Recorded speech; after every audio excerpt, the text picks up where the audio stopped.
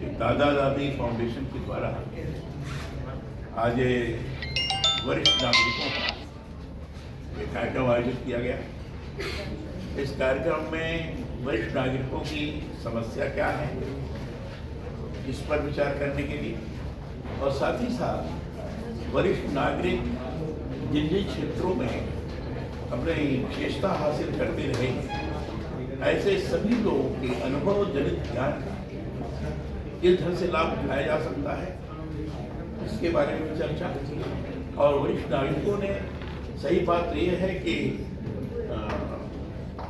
इस समय अपने किए हुए कार्यों का आत्मनिरीक्षण करते हुए उसके द्वारा कैसे बाकी के समाज को लाभान्वित किया जा सकता है इस दिशा में विचार करके लोगों को नया ज्ञान प्रदान करें इनकी अपेक्षा की गई है।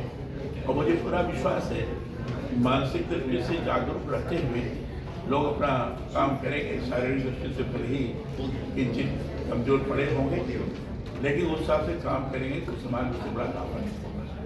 साथ ही साथ उनके स्वास्थ्य के बारे में उनकी सामाजिक सुरक्षा के बारे में इस पर विचार किया जाना चाहिए। सरकार स्वयं ध्यान भी दे रही है सामाजिक सुरक्षा की दृष्टि से शासन की तरफ से पेंशन के बारे में वरिष्ठ नागरिक एम्प्लॉयमेंट के बारे में और भी सहयोग के बारे में काफ़ी बात की गई है। शासन में करेगा लेकिन शासन के करने मात्र से ही नहीं चलेगा पूरे समाज को दिशा में काम करना पड़ेगा।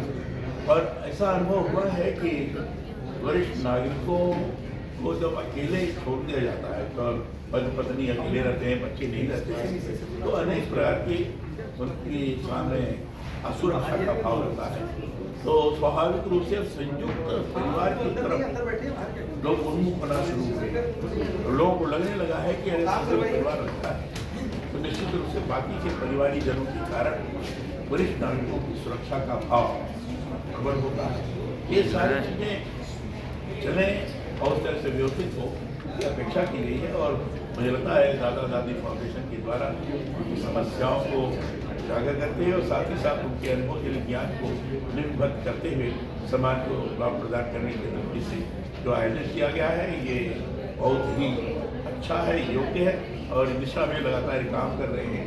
इसलिए इनके प्रति मैं शुभकामनाएं व्यक्त करता हूं।